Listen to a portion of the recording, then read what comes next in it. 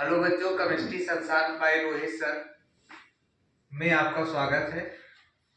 मैं पहला मेरे इसमें वीडियो है, लेकिन ये इस समय जो वीडियो है ये आपके 2026 के बोर्ड एग्जाम के लिए, जो कि 2025 के पीछे से पूछे हुए प्रीवियस ईयर के क्वेश्चंस हैं।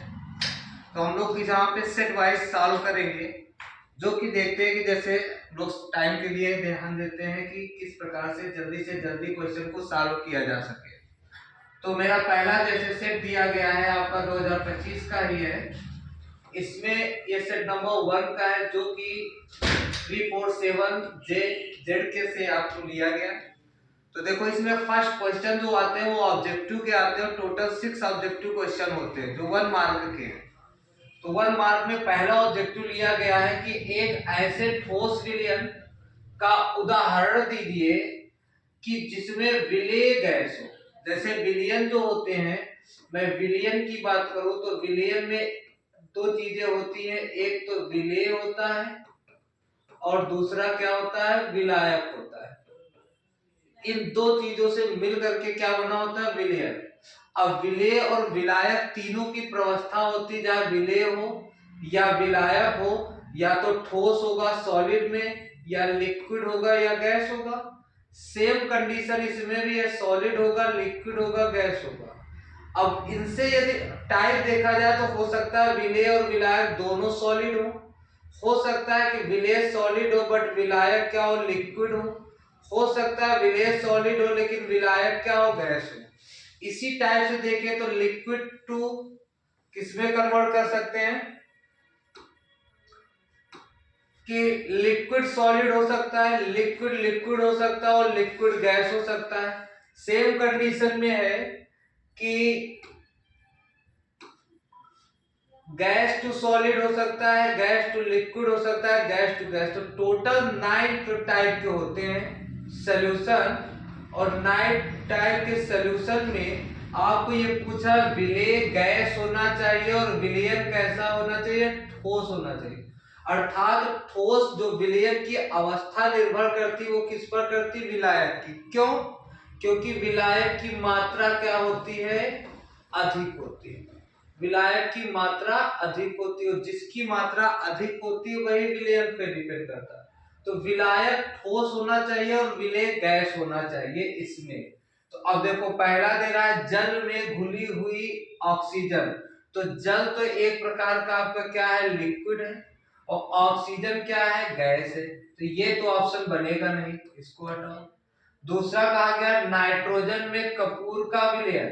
तो नाइट्रोजन तो गैस है, लेकिन कपूर जो होता है ना, ये सब्लिमेशन ऊर्ध्वपातन होता है। ये क्या होता है, ऊर्ध्वपातन होता है। ऊर्ध्वपातन का मतलब ये भी मोस्टली कैसा हो जाता है, गैसियस कंडीशन में आ जाता है। नेक्स्ट है आपका जो फोर्थ ऑप्शन है, थर्ड ऑप्शन पे ये प्लैटिनम एक प्रकार की क्या है, प्लैटिनम जिसको हम पीडी लिखते हैं, ये एक प्रकार का क्या होता है, सॉलिड होता है। और जो ये हाइड्रोजन दिया हुआ है ये एक प्रकार का क्या है, गैस है। तो सॉलिड एंड गैस का बन गया, तो ये ऑप्शन बन गया आपका, क्योंकि यहां पर हाइड्रोजन क्या है, विलेय है,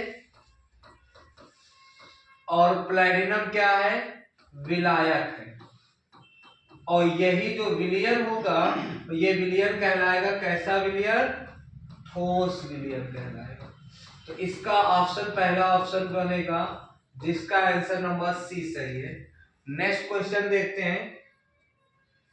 क्वेश्चन नंबर सेकंड कह रहा है कि जलीय विलयन। जलीय विलयन का मतलब क्या निकला कि जो विलायक होगा वहां पे क्या होगा, वाटर होगा, H2O होगा। में द्विसंयोजी आयन का मतलब ऐसे ही होगी जिसमें दो भाग। में चुंबकीय आघूर्ण जिसको मात्रक होता है किससे प्रदर्शित करते हैं, न्यू से। में यदि परमाणु क्रमांक दिया हुआ है 25, तो हमको चुंबकीय आघूर्ण निकालना है। तो देखो, जो चुंबकीय आघूर्ण का फार्मूला होता है वो μ√n+2। ये चुंबकीय आघूर्ण मैग्नेटिक मोमेंट का फार्मूला होता है, जहां पर n बराबर जो होता है वो होते हैं अयुग्मित इलेक्ट्रॉन की संख्या, जिसको हम इंग्लिश में बोलते हैं अनपेयर्ड इलेक्ट्रॉन। तो अब हमको यहाँ पर 25 एटॉमिक नंबर कितना है 25, जेड की वैल्यू कितना कह रहा है 25। अब 25 का इलेक्ट्रॉनिक कॉन्फ़िगरेशन करेंगे तब आएगा। तो इलेक्ट्रॉनिक कॉन्फ़िगरेशन देखते हैं 1s2 2s2 2p6 3s2 3p6 4s2 3d5, क्योंकि 2 to 4 6 10 to 12 6 18 to 25 हो गया यहाँ पे। तो अब d के पास जो ऑर्बिटल होते हैं वो d के पास 5 ऑर्बिटल होते हैं, ये 5 ऑर्बिटल, और पहले 1 इलेक्ट्रॉन फिल कर देते हैं।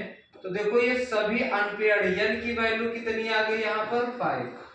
अब फार्मूले पर यदि मैं 5 की वैल्यू पुट कर दूं तो यहाँ पे n की वैल्यू कितनी आ गई 5, फिर 5 प्लस 2, तो under root 5 plus 2 equal to 7, तो इंटू 7 इक्वल टू 35, और 35 को यदि मैं रूट निकालता हूं तो मोस्टली आ जाएगा 36 होता तो 6, तो 5.9 समथिंग होगा। और इसकी जो यूनिट होती है वो बोर मैग्नेटम होता है, बोर्स मैग्नेटम, इसी से लिया गया यूनिट। तो अब इसमें देखिए 5.94 वाला ऑप्शन इसके लिए बिल्कुल सही होगा। अब क्वेश्चन नंबर नेक्स्ट है जो गा है। देखिए क्वेश्चन लिखा हुआ है कि संकुल मतलब कॉम्प्लेक्स है, संकुल ये कॉम्प्लेक्स कंपाउंड दिया हुआ CO का मतलब होता है कोबाल्ट NH3 एमीन का 6 टाइम्स Cl2, विलयन से कितने आयन उत्पन्न होंगे, इसमें हमको इनके आयन की संख्या बताना है। तो जो उपसह संयोजक यौगिक है ये कैसा है, उपसह संयोजक यौगिक है, जिसको हम लोग इंग्लिश में बोलते हैं कोऑर्डिनेट कंपाउंड। अब ऐसे विलयन को यदि मैं जल में डिजॉल्व कराऊं तो ये अपने आयनों में, जो कोऑर्डिनेट कंपाउंड होते हैं उनको यदि मैं वाटर में डिजॉल्व कराऊं तो वो 2 टाइप के आयन में देता है, जिसको सिंपल एंड कॉम्प्लेक्स आयन बोलते हैं। अब देखो सिंपल एंड कॉम्प्लेक्स आयन में यदि मैं इसको वाटर में डिजॉल्व करा दूं तो ये CO NH3 का 6 टाइम Cl2 एक्वस में यदि मैं मिला दूं इसको वाटर में तो ये अपने आयन में ब्रेक करेगा और बनाएगा CO NH3 का 6 टाइम +2 और क्लोरीन निगेटिव। और क्लोरीन कहां पे होगा, तो जो क्लोरीन होगा उस पर निगेटिव चार्ज। यदि मैं इसको बैलेंस करूं तो क्लोरीन 2 टाइम, तो हम यहाँ पे इसको क्या लिखेंगे 2 लिखेंगे। तो ये हमारे आयंस आ गए। अब इनमें यदि मैं आयंस में कहूं कि ये जो हमारा आयंस है इसको बोलते हैं संकुल आयन, और संकुल आयन को जो इंग्लिश में कहा जाता है वो है कॉम्प्लेक्स आयन, और जो ये बना है इसको कहते हैं हम लोग सरल आयन, सिंपल आयन जिसको बोलते हैं सिंपल आयन। अब देखिए इसमें, अब लेकिन हमको आयन टोटल कोई ये तो कह नहीं रहा है कि हमको सिंपल आयन चाहिए कि कॉम्प्लेक्स आयन चाहिए, टोटल कितने आयन बनते हैं ये पूछ रहा है। तो आयन का नंबर देखो, जिस कंपाउंड के आगे कोई नंबर ना हो तो हम लोग 1 मान लेते हैं, तो ये 1 हो गया और ये 2। तो बताओ 1 + 2 = कितने आयन बन गए, 3 आयन बन गए। तो देखो ऑप्शन नंबर सी क्या हो जाएगा, बिल्कुल सही है। तो ये इसका ये होगा। नेक्स्ट क्वेश्चन देखें, क्वेश्चन नंबर 4 है जो कि गा नंबर लिखा हुआ है अभिकर्मक, जिसको इंग्लिश में बोलते हैं रिएजेंट। अभिकर्मक जो एसीटोन और बेंजल्डिहाइड दोनों से अभिक्रिया नहीं करता है, निगेटिव पूछ रहा है। क्या पूछ रहा है इसमें, निगेटिव वैल्यू पूछ रहा है, तो अभिक्रिया नहीं करता। तो देखो दो रिएजेंट दिए हुए, क्या दिया हुआ है, दो प्रकार के रिएजेंट दिया है। एक रिएजेंट दिया है एसीटोन और दूसरा है बेंजल्डिहाइड। में हमको क्या बताना है कि रिएजेंट कौन होगा जो दोनों का टेस्ट देगा। एसीटोन की फार्मूले की बात करें तो CO डबल बॉन्ड ये CH3 का बनता है। बेंजल्डिहाइड का मतलब बेंजीन रिंग और C डबल बॉन्ड OH, ये है बेंजल्डिहाइड। अब हमको ये 3-4 ऑप्शन दिए हुए, इसमें से कहना कौन सा ऐसा रिएजेंट है, ये सभी हमारे क्या रिएजेंट है, कौन सा ऐसा रिएजेंट होगा कि जो इसमें इनकी रिएक्शन नहीं कराएगा। तो दोनों रिएजेंट या दोनों जो कंपाउंड है उसमें कॉमन देखो क्या है। यदि मैं कॉमन चीज की बात करूं तो ये ग्रुप हमारा जो होता है, इस ग्रुप को हम लोग बोलते हैं कार्बोनिल ग्रुप। ये दोनों में समान मिला तो कौन कार्बोनिल ग्रुप देगा। तो देखो जो ये हमारा सोडियम हाइड्रोजन सल्फाइड है जिसमें हम लोग करते हैं, तो ये कार्बोनिल टेस्ट देता है, कार्बोनिल टेस्ट देगा। और जब कार्बोनिल टेस्ट देगा इसका मतलब ये दोनों के साथ रिएक्शन कर सकता है। फेनिल हाइड्राजीन है, ये भी कार्बोनिल टेस्ट देगा जो हाइड्राजोन बनाता है, तो ये भी हमारा क्या होगा, एसीटोन और बेंजल्डिहाइड करेगा। फेनिल सोल्यूशन की बात करें तो फेनिल सोल्यूशन जो होता है वो एल्डिहाइड के लिए देता है। किसके लिए होता है, एल्डिहाइड के लिए होगा। किसके लिए होता है, एल्डिहाइड का टेस्ट देता है। और एल्डिहाइड के टेस्ट में देखो ये तो हमारा एल्डिहाइड है, बट ये क्या है हमारा कीटोन ग्रुप है। और कीटोन ग्रुप जो होता है वो हमारा फेनिल टेस्ट नहीं देता है। तो बताओ दोनों के ग्रिगनॉर्ड रिएजेंट जो होगा कार्बोनिल ग्रुप टेस्ट देता है। तो हमारा कौन सा बचा है इसमें, फेनिल सॉल्यूशन है जो कि दोनों कंपाउंड के लिए आपका अभिकर्मक का यूज नहीं करेगा। तो इस प्रकार से इसका आंसर कौन सा बन जाएगा, फेनिल विलियन बनता है।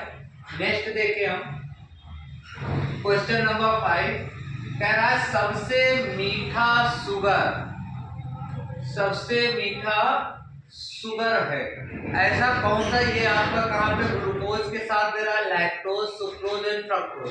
तो ये तो सीधा याद करना कि सबसे मीठा जो सुगर होता है वो फ्रक्टोज होता है। और में फ्रक्टोज होता है और ये क्या है हमारा सुक्रोज है, और ये क्या है लैक्टोज है, और ये क्या है ग्लूकोज। तो ये हमारा सबसे मीठा हो जाएगा फ्रक्टोज। फ्रक्टोज का भी फार्मूला C6H12O6, बट इसमें कौन सा ग्रुप है, कीटो ग्रुप है।